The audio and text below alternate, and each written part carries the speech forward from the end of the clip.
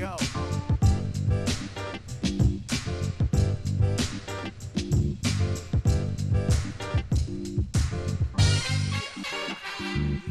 Gnome. Gnome.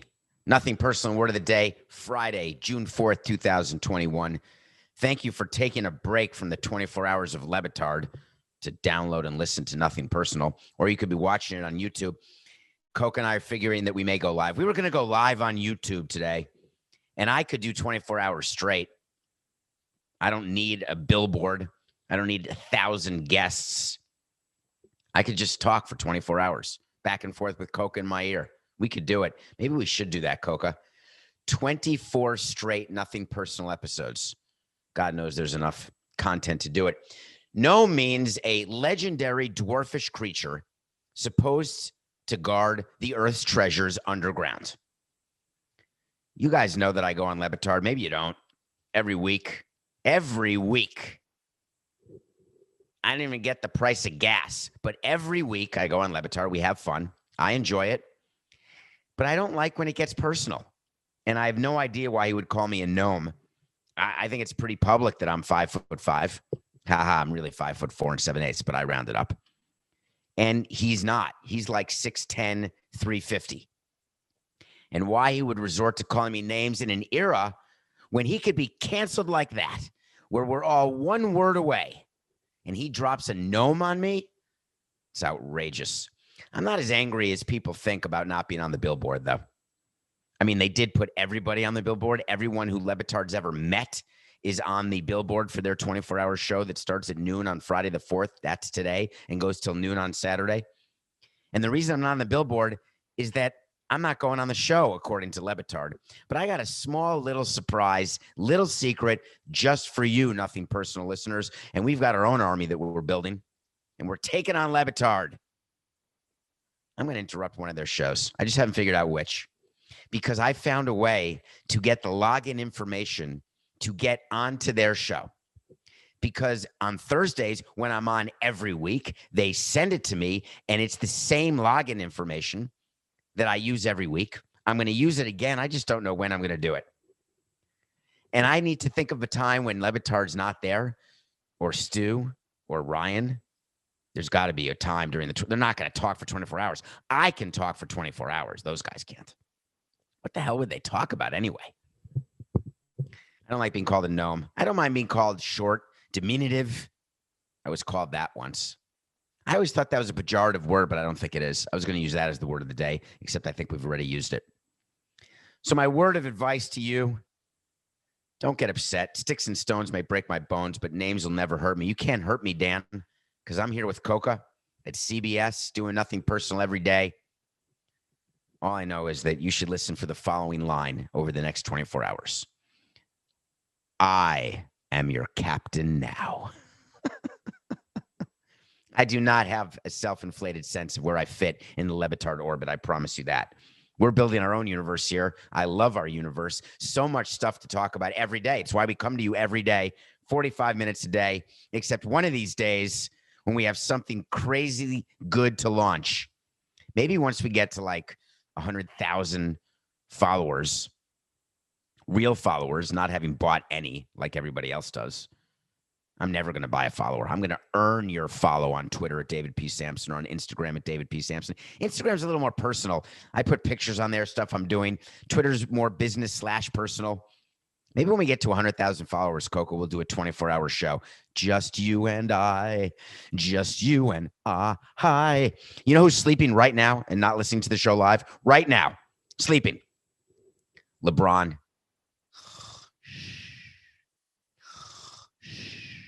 I wonder whether he's dreaming of a day off today. I wonder whether he's despondent, being eliminated in the first round for the first time in his career. 14 years in the playoffs, never eliminated in the first round. This year it happened. And they were the defending champion. I looked last night at my wait to sees, which we keep track of here, and I couldn't find a way to see that the Lakers were not going to repeat as champions. We have the Dodgers not repeating. I don't know why I didn't do the Lakers won't repeat as champions. The only way to see I had about the Lakers is they would beat the Suns, and that was before they played their game 7, their play-in game. not game 7. They're playing game before facing the Suns. I can't remember who they played. I think they beat the Warriors. And I said the winner of that series will beat the Suns in the first round. That's a no. That was on May 20th, 2 weeks ago. Wait to see is when I tell you something's going to happen. Sometimes it does, sometimes it doesn't, but I'm going to revisit it. I was watching the Lakers and the Suns, and I'm looking at Devin Booker, and the only thing I could think of while watching Devin Booker, it's the weirdest thing. He had 47 points. He couldn't miss, but all I could think about was keeping up with the Kardashians and whether or not he is actually going to get involved with the Kardashian family, and that will be the end of his career. Whether it's Lamar Odom or Chris Humphries or Tristan Thompson, I'm just wondering what would be the result. Devin Booker is not that famous. He's going to become more famous if he ever appears on the show or marries a Kardashian. I can't remember whether he's dating a Kardashian or a Jenner or something in between. But what I do know is this. He is dating Kendall Jenner. Thank you, Coca. Now, is Kendall Jenner Bruce Jenner's child, now Caitlyn Jenner with Kris Kardashian, or is it two of Jenner's kids before he married Kardashian? Oh, I have a thought. Who cares? What I care about is that Devin Booker and the Phoenix Suns are a better team than the Lakers, and the question is why? How did that happen when the Phoenix Suns last year were being talked about as an absolute mess?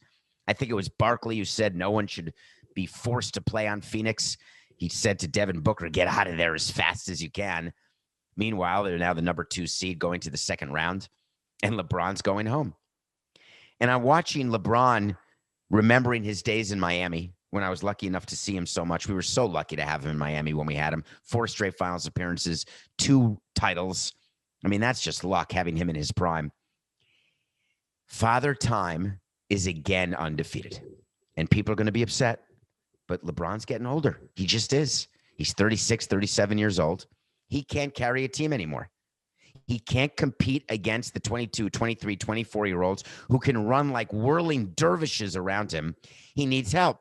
And the help with the max contract was supposed to be Anthony Davis. Anthony Davis somehow was cleared to play. I want to mention how that works.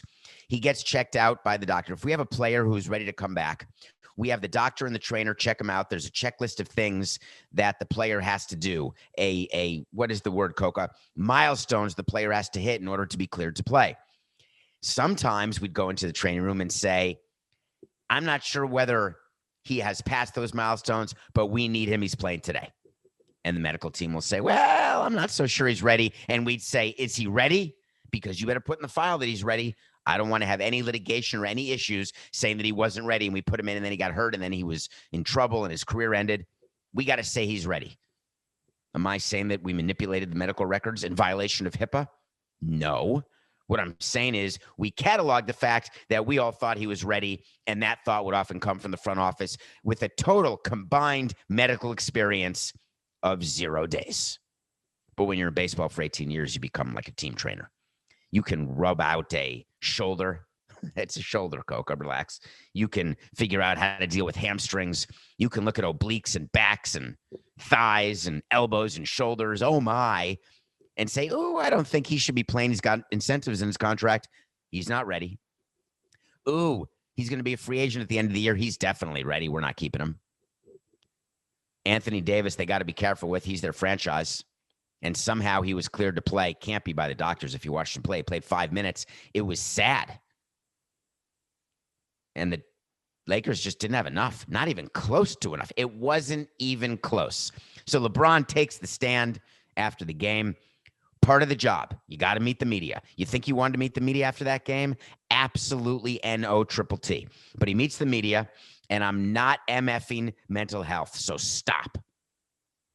I'm just saying, you got a job to do. Do your job. Believe me, I'm the biggest advocate of mental health out there. Look at me. Of course I'm an advocate of it. So LeBron takes the stand, raises his right hand, and says, I'm tired. I need some time off. The bubble really got to me. Then this season, after 71 off days, and that's it, we started the season. We were traveling back and forth within COVID protocols, 4 games in 5 nights, 6 games in 8 nights, 10 games in 14 nights, blah, blah. I was hurt, my ankle. We didn't have our team together. It was one excuse after another. I don't blame LeBron for making excuses. That's what all superstars do when they lose. They're not going to lose graciously. They can't, because what makes them the greatest is that they don't lose graciously. What makes them the greatest, although he's the second greatest, what makes him the second greatest player of all time is his competitive spirit and his desire not to ever lose. And when it happens, it is not because he got beaten. It's because he beat himself. But there's a theme running through the NBA right now. I was thinking back to the bubble when the Lakers beat the Nuggets in the conference finals and the Heat beat the Bucks in the conference finals, although that may not have happened. I can't remember who the Heat beat. The Heat beat the Celtics. Thank you, Coca. And I was looking for the Celtics. Couldn't find them. The Heat, can't find them. First round losers. Lakers, can't find them. First round losers. Nuggets, without Jamal Murray, have found a way to win. They won the series by beating Portland, who loses in the first round every year. That was a slam dunk. And I'm looking at Jokic, and for some reason, he doesn't look tired. Porter, Rivers, the Nuggets are a good team. And I was wondering that, did the bubble have an impact all the way through this season, the way the Celtics said, and Danny Ainge and Pat Riley and LeBron James and et cetera, all these teams that were good last year saying they're not good this year. And here's why. It's not that other teams got better. It's that we got more tired. So I started thinking, did the NBA know this? Did the people who set the lines, the series lines, know this? They couldn't have, because the Lakers were favored over the Suns, a 7 seed over a 2 seed. And then I'm thinking, did the NBA actually care? And the answer is no. The NBA had one job to do, and they did it. They had to get through the bubble season. They had to get to a champion. Then they had one job to do. They had to get to an NBA champion this year as quickly as they can so they can go back to the regular schedule in 2021-22 season. And I have not read anywhere whether or not they're going to start the season on time and end on time next year, but they will. TV requires that. Remember all the talk during the pandemic when all the sports were on at once after they were all off, and then they were all being played at once, and everyone said, hey, why don't we just switch the calendar? Everyone can play at once. This is great. This is exciting. That didn't last. We told you that wouldn't last. There's a reason for the live sports calendar that is programmed by the networks and now by Bezos. It is done because there is a rhythm of the year. There is a reason why certain sports are played at certain times. That's not changed. The pandemic did not change that. It just put a temporary halt to it. So what I'm looking for now is what the Lakers are going to do this offseason. LeBron had two possibilities last night. He could have called out Rob Pelinka. He could have called out Jeanie Buss, and saying, hey, we need more. We don't have enough. I need some help. But he didn't go that way. He said he trusted Rob to make the team better, but what really needs to happen is health. LeBron never used to talk about that. He didn't need health. He just needed to be on the court. Not enough anymore. That's it for the Lakers. You know, LeBron did not talk about this last night. And for all of you excited for the Tokyo Olympics, which I think are happening, although they just lost 10,000 out of 80,000 volunteers. They've got COVID going crazy. They're barely vaccinating anybody. But the show's going on. I wonder what the team will look like for the U.S. basketball team. If I'm LeBron James, there is no chance I'm going to Tokyo. None. Not because of COVID, not because of not wanting to win a gold medal or represent the country, because I'm too damn old and too damn tired. So I think that will happen. I think you're going to see a very interesting Olympic team if the Olympics even happen. I can't believe I can't watch LeBron anymore. I guess I'm going to watch the Jazz. Who are they playing, Coca? It's the Suns against somebody, against the winner of the Mavs and Clippers. That's tonight. And I can't remember the other series because I'm completely blanking. I'm under pressure because we're live. Whatever. I'm moving on. I'm moving on to Tom Brady. I got a story to tell. Every year in baseball, there's a draft. It happens in June. It's called the Rule 4 Amateur Draft.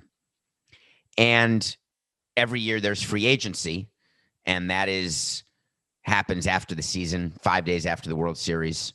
Free agency begins. And every year, players came up to me, every year without fail, to talk about players, other players, bringing in players, trading for players, signing players, young players who they heard of, who we should draft. Hey, did you see this guy who went to Stanford with me? Or I saw at Stanford. He's after me at Vanderbilt. What about the high school in Chatsworth where I was? You got to look at this guy. Go scout that guy. What do you think of that guy? You going to draft him? I love that guy. And that's baseball, where the draft is a absolute shot in the dark. Even first-round picks only have, let's say, a 50% chance of making it to the big leagues. So players would give me the suggestions. They give suggestions to the GM, and we would, for the most part, ignore it. And the reason why we'd ignore it is that scouts in baseball have a unique skill. And I don't mean analytics. I don't mean robots. I mean scouts using their eyes and their ears and their mouths to talk and listen to players and coaches and families. Scouts have to have something called projection, where you look at a player and you can project where he's going to be. I'll never forget when our scouts said, hey, don't worry, Christian Yelich is a scrawny kid, but we're going to take him in the first round, and that guy's going to win a batting title and a home run title one day. And I looked at Yelly when he came to the ballpark to sign. I said, that guy? Because he was a kid. He was a high schooler. Think about when you were in high school. Go back and look at a picture of yourself in high school, and then look at a picture of yourself when you're 30. And you'll say, I wouldn't have figured that to be the case. But in baseball, that's what you have to do. When a pitcher's throwing 86, 87 in high school, you have to be able to say, this guy's going to throw 94, 96, 98, and we're going to help him with his mechanics, and he's going to be a big league pitcher. You have to believe it. And scouts, with their experience and their ability to see things that we as lay people cannot see. That's how it works. Scouts see things we don't see. So suggestions made by players, thank you. I appreciate it. It's maybe a family connection, maybe a friend that you want to bring over, whatever the case may be. I'm not interested. Word came out yesterday that Bruce Arians and the Tampa Bay Buccaneers were counting on Tom Brady for help as they scouted wide receivers in the college football draft. And all I kept thinking about was how insane that is. What does Tom Brady know about scouting college football players? Now, the interesting thing is when you're drafted in college football in the first round, you're going to be on the big league team immediately, and you're supposed to be an impact player on the big league team immediately. Totally different than baseball. So I could argue in football, there's not as much projection. So Tom Brady is out there looking at wide receivers, and that's about the skill they're going to have in the NFL, in theory. So he can say, oh, that guy looks like he can run routes for me. That guy looks like a smart player, a good player, a quick player, a tall player, a strong player. I think we got to bring him in. Then why are there football scouts? Why is there a combine? The reason why you can't have your players scouting for you is that they don't know how to do the damn job. Even Tom Brady. Just because I can talk for 45 minutes and do a show with you every day doesn't mean that I know how to produce it and put it out in the atmosphere for you guys to listen to. Just because I'm a lawyer doesn't mean that I should be the one representing you if you are charged with some sort of criminal or civil lawsuit. We've talked about why players don't make good executives, right? You know my view on Jordan, terrible. Jeter, fine, maybe, if the rebuild works. You know LeBron has demanded certain players get traded. Who is the guy? Come on, Coco, work with me. Are you thinking about it? Are you searching it right now before I even say it? He asked the Cavaliers to draft a player. They drafted him, and then he left the Cavaliers. And that player ended up being nothing. And I have no idea who it was. But Coca does. Give it to me, Coca. Do you have it? You do? I can't hear you. Napier? Okay, a guy named Napier. Shabazz Napier. These players think they can all do it. And teams feel when there's a superstar telling you what to do, you have to acquiesce to your superstar. No, you don't. Why don't you tell Tom Brady, don't scout wide receivers for me. Stay healthy. Keep doing your off-season workouts outside of the team facility. Keep doing whatever you do to keep that boyish look. Keep being the great father and quarterback that you are. But we'll do the drafting. I wonder when Bruce Arians called him. Did it go like this? Hey, Tom, it's Bruce. You're not busy, right? Any responsibilities? Because I really would love it if you would scout some wide receivers. And Tom said, oh, it's my pleasure. I'd love to do that. Can you send me over some video? No, you have to actually go to the combines and you have to go watch them play. Oh, no, I'll do it on TV. I'll just watch it on TV. Well, listen, Tom, we're going to draft whoever you say. Or did it go the other way? Did Tom call Bruce and say, you know, Bruce, I don't want to be home so much. I need to find something to do during the offseason. I got to work out. Get me a new playbook. Let me meet with Byron Leftwich before I'm allowed to. I'll do anything you want. Can I do it? Will you let me do it? Is that how the call went? I think it was something like this. Bruce Arians wanted it to be very clear how additive Tom Brady's been to the Buccaneers. But why? They already won a Super Bowl. It's obvious how additive he is. He won a Super Bowl with the Tampa Bay Buccaneers in his first year in Tampa. It's unheard of. You don't need to have him scout. I'm not sure why that's happening, to tell you the truth. I'm really not. Okay, Coke and I are going to have a disagreement when we come back. And the disagreement we're going to have is that I watched a movie that is absolutely phenomenal, and Coca won't watch it. And after that, we're going to talk about Johnny Manziel, who went scorched earth. And boy, did he ever go scorched earth. We will be right back. Welcome back to Nothing Personal. My name's David Samson. I'm coming to you almost live, not for 24 hours. I'm sitting on 2 pillows and a comfortable tushy cushion. I'm sitting up straight. I'm wide awake. And I'm still not on the Dan Le Batard poster. That's okay. I do watch a movie every day. I review a movie every week at Le Batard. I review a movie every day with you guys. TV show. I watch every day. It's business, right? Isn't it great when what you do for a living is what you love to do? I've been lucky my entire life. I've talked about this a little bit. I actually want to talk about it for 1 second, if you'll indulge me. The luckiest people in the world are people who get paid to do what they love. The unluckiest people in the world are the people who get paid for doing what they hate, and they do it because they have to. I've always worked, and I've always loved what I've done. I've always been proud of what I've done every stage of my career, whether I was on Wall Street or whether I was delivering newspapers, whether I was working in baseball, whether I'm working with CBS, working with Coca. I've just have that sort of modus operandi. I love what I'm doing and proud of it at all times. And if you can be that lucky, then you'll never be tired. If you can be that lucky, then you'll never have a problem getting out of bed and going to work. And if you have a problem getting out of bed and going to work, if you have a problem because you don't like what you do, while you may feel trapped, I would like to suggest to you that when I was starting off and had nothing, I never felt trapped, took chances. What are the risks? Failure. What does failure do? It's the precursor to all of your success. You got to fail. You got to change the status quo. Just think of John Voight every day, would you? From National Treasure, when he's kidnapped and they're looking for the treasure. And he says to Nicolas Cage, remember, son, the status quo. Don't change the status quo until you know exactly what's happening. My view is a little different. Take a chance. Change the status quo. Change your life. It's not too late. It's never too late. I don't care how old you are, how poor you are, how rich you are, how unhappy you are. It's never too late. So one of the things I love, and I work it into the show, is watching a movie, watching a TV show. And I get suggestions from you.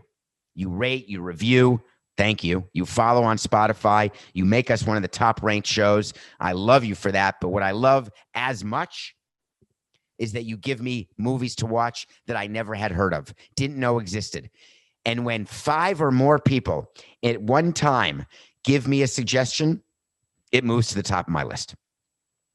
I heard from over a score of you. More than 20 of you told me to watch something called Bo Burnham's Inside. I didn't know who Bo Burnham was. I never heard of him.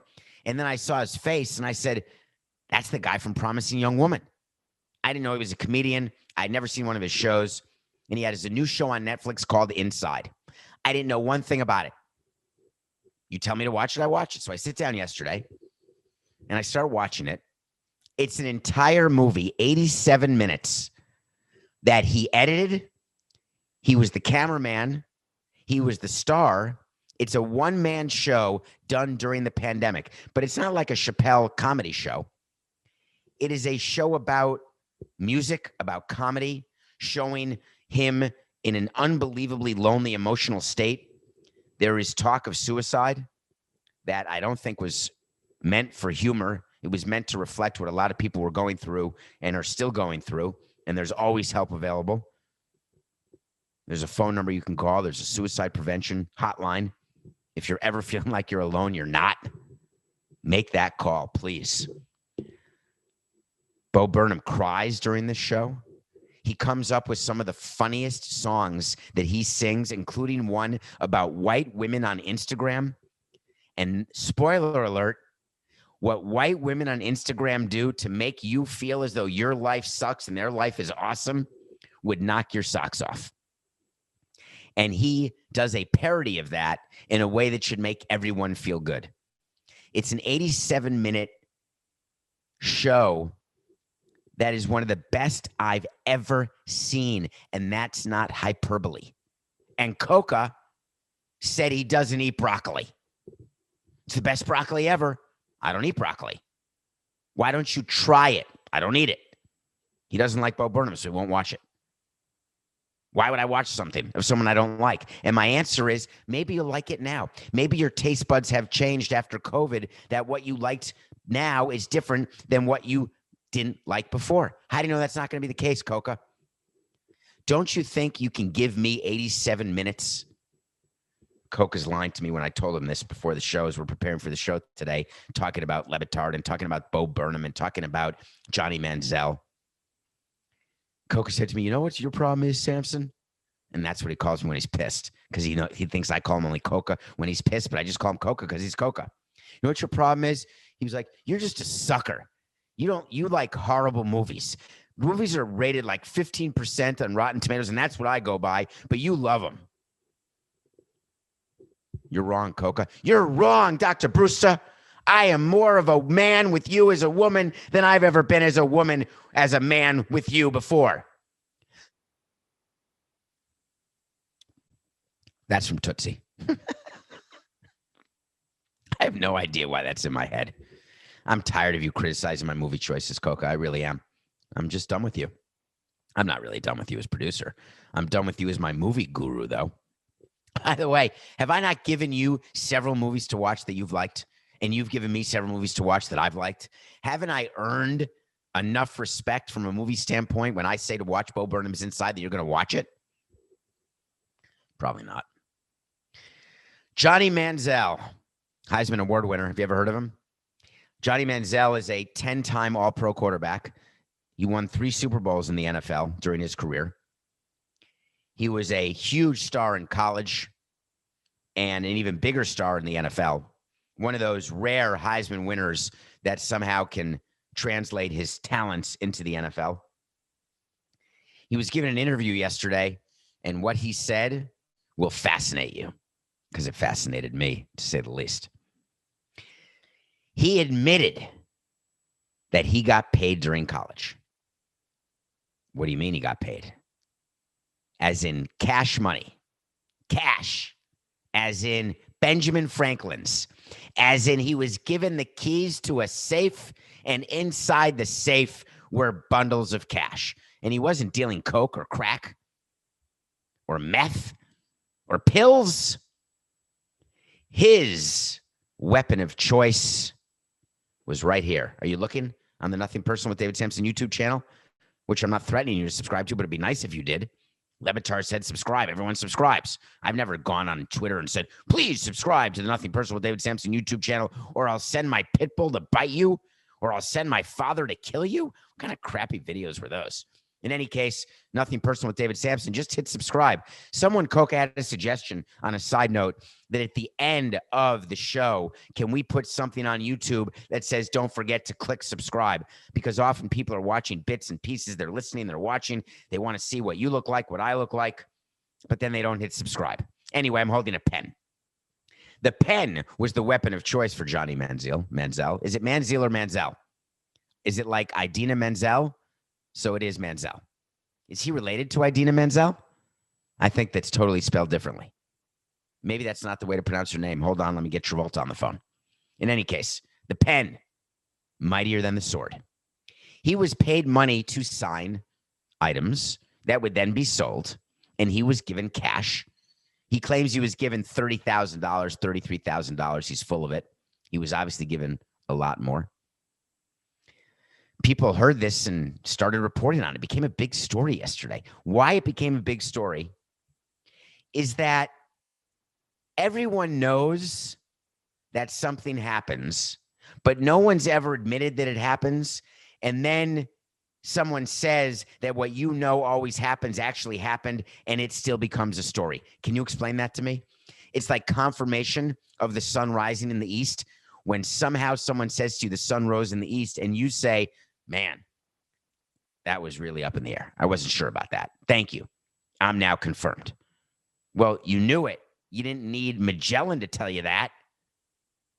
You only needed a compass. Do you think you needed Johnny Manziel to go on radio and say that he took money as a college player and that you said, oh my God, he's the only college player who've ever done it? They all do it. Anyone who can get paid anything, whether it's in barter with a car or clothes or jewelry or homes. You think it only happens in the movie Blue Chips? Memorabilia is a multi-billion-dollar business. Remember I've told you about the people who wait outside team hotels, who come to spring training with things that they want the players to autograph, and I would always get into arguments with the players when they walk past the autograph seekers, and they would say, I don't want to sign. That's just going to get sold. And I said, you walk by 10 kids. Can't you sign an autograph for the kid? And they say, that kid is being paid by the adult who's standing 20 yards away under the tree. That kid gets me to sign. He then gives the autograph to the guy who then sells it and gives the kid $1. The kid doesn't even get to keep the autograph.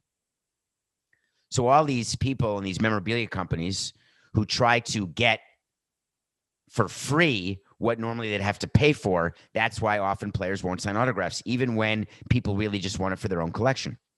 It's such a huge business. So if you're in college, you're saying to yourself, this is horse hockey, man. I want to get paid. So you go into a room, you turn the lights off, you sign a bunch of things, then you get a key to a safe, you go, you take the cash, and you go on your way. And then you do it again, and then again. With name, image, and likeness coming up, and it is coming up, players will get to do it out in the open. A bunch of states are due to pass laws here in July to allow college players to capitalize on their name, image, and likeness, which means they can get paid legally to sign memorabilia. Is that going to take away all of these backroom deals? No. There's still going to be more. Johnny Manziel. Not a big fan. He really had a terrible career. I'm glad he admitted he did this, though. Was I surprised? No. I'd like you to decide for yourself. Part of what we do on Nothing Personal that I enjoy doing is giving you two sides to a story and then having you think about what side you want to be on and then advocating for that side. I don't often say what side I'm on and then advocate for you to be on my side. I actually want you to learn every side of every issue and then decide for yourself. The NIL issue in college is a big deal. Paying college players is a big deal. Having college players become employees is a big deal. Allowing college players to unionize is a big deal. What about college sports do you like? That's what I'd like you to think about when you're watching college football or college basketball. Do you like the fact that they're amateurs? Do you care that they're amateurs? Is it different when you're watching the pro game and you know they're making millions of dollars? Does that mean you expect more of them because they're older, but not in all cases, or because they're richer in most cases? Do you like the underdog story? The kid who's a good college football player who you know will not translate to the NFL, but he is lights out in college, like one of the quarterbacks who can also run, or a Tim Tebow, or a college basketball player like a Bobby Hurley. There's many others who are really cool in the NCAA tournament and then never make it to the NBA. So what is it about college that causes you to be willing to bet on the games, to watch the games, to buy the memorabilia and the jerseys and the sweatshirts and the shirts, and you know that money is not going to the players at all? When you buy a pro jersey, you know that money bleeds to the players at some point. You know that everything trickles down. I know you guys get upset when I talk about trickle-down economics because you don't believe in it, but it happens. Believe me, owners take not all the dollars they get, but many of them, and pay them to players who are professionals. But there's no incentive in college. Maybe you get better recruits, so you give them a little stupple, a little something, the house, the car that we talked about, the jewelry, the memorabilia, fine. But that's not real pay. You decide where you stand. Nothing personal pick of the day. The Lakers lost. We're only 22 games over 500. We're still in the positive, way in the positive, 76-54. The Lakers get bounced by the Suns. Everybody's working. I'm not singing Loverboy twice in a week. I just sang that song, I think. But I do know I'm giving you picks for the entire weekend right now. Nothing personal pick of the day. If you're not watching the Mavs game tonight, then you're not a fan of the NBA. First time since 1995, thank you to a loyal listener of Nothing Personal to point out, it wasn't Coca, it was a listener, that in 1995, there was an NBA series where the road teams won the first 5 games. Well, now the Mavs are trying to close out the Clippers, trying to be the first team to win at home in this series. And they're getting 2.5 points. It's like Christmas in June. The Mavs are closing out the Clippers. Bye-bye, LA. Mavs plus 2.5 at home. That's my pick for Friday. Saturday, I want you to watch a little baseball, please. Dodgers are playing the Braves. What's interesting about this series is that both teams are underperforming. The Dodgers are in third place behind the Giants and Padres. The Braves are behind the Mets. The Braves are below 500. The Dodgers were supposed to win 175 games this year. Kershaw got rocked in his last start. He's pitching against Charlie Morton, who was brought in with his World Series pedigree to help the Atlanta rotation take the next step to the World Series. And he's been only okay, which makes you realize that maybe the Tampa Bay Rays know way more than you do or I do about when to let a pitcher go. You know, I'm just kidding with you because we all know they know more than we do. You never want to sign a player who the Rays have let go. You never want to do a trade with the Rays because whoever they're trading is going to stink. And whoever they want from you, you better not trade them to the Rays because he's going to be way better than he is for you. Morton's not had a good year. Kershaw is up and down. This is a must-win series for both teams. Why do I say that? Because the Dodgers need to start playing as though they are the 150-win team. The Braves have to get back to 500, but Kershaw will rebound from his bad start, and they will beat Charlie Morton and the Braves on Saturday. That's my Saturday game, Dodgers over Braves. Sunday, guess who's playing for the first time this season this weekend? Red Sox, Yankees. The Red Sox are in first place. The Yankees can't hit. They've got Domingo Germán going on Sunday. Yeah, that guy, the suspended guy for domestic violence, the guy who I said is not going to get 20 starts this season. What number start is this for Germán already in June, by the way, Coca? I didn't look. I should have looked. I apologize. I was too busy texting with Le Batard in the middle of the night. So let's pretend Germán has started 6 games so far this season. We're fading him, and we're fading him hard. Red Sox over Yankees. This will be his 11th start of the season. Ooh, uh-oh. Do you realize that we now are in danger of losing that Domingo Germán? Wait to see if he stays healthy and keeps his hands to himself. He's going to get more than 20 starts. All right, we'll see what happens. That's a wait to see. The Red Sox, I call them in first place. There's a correction. They're in second place. Of course, Tampa is the first place team. I think Tampa has the best record in the entire American League. but the Red Sox over the Yankees. That's the Sunday pick. Fading Herman. And then I felt like giving you a bonus pick because I want to get 4 picks because I really want to go 4-0 to get to 80 wins. 80 wins is like a magical number of baseball. You want to get to 80 because then you're one away from making it to 500. So you just want to get to 80 as quickly as possible. So I have a bonus weekend pick. There's a playoff series in the NBA starting. It's Bucks Nets. I had called the Bucks over the Nets in the Eastern Conference Finals and the Nuggets over the Mavs in the Western Conference Finals, and then the Bucks over the Nuggets in the NBA Finals. That was before the season started. Well, I can't get it completely correct because the Bucks are playing the Nets in the second round. The Bucks are getting 4 from James Harden, Kyrie Irving, and Kevin Durant. The Bucks' big 3 of Holiday, Middleton, and Giannis compared to the Nets' big 3 of Harden, Irving, and Durant, that's not even close, right? You got to give the Nets the complete advantage. That's why they're favored to win the title. Giving Giannis 4 points when he's rested? I'm trying to decide, is Durant going to cover Giannis? I don't think so. Bucks +4 is the bonus pick. It's just too many points to give to the Bucks. Those are my 4 picks. Is everyone clear on that? Mavs +2.5 Friday over the Clippers. Dodgers over the Braves on Saturday. Red Sox over the Yankees on Sunday. And then the bonus weekend pick, Bucks +4 against the Nets. So wait to see is when we tell you something's going to happen, and then we wait to see whether it does, and we revisit it. I want to talk about today. Today is June. What day is it? June 4th.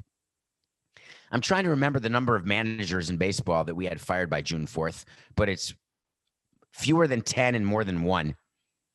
June 4th is when you start looking at your team. You're a third into the season. April and May are past. You start thinking about what you are, where you are. You look at the standings. We're always looking at the stands, although not for cardboard cutouts. And you really have to evaluate where you are. And the question is, in Major League Baseball, who is going to be the first team to look at where they are and say, we shouldn't be there? And given the fact that we shouldn't be there, we need to make a change. This is the time when managerial changes are percolating.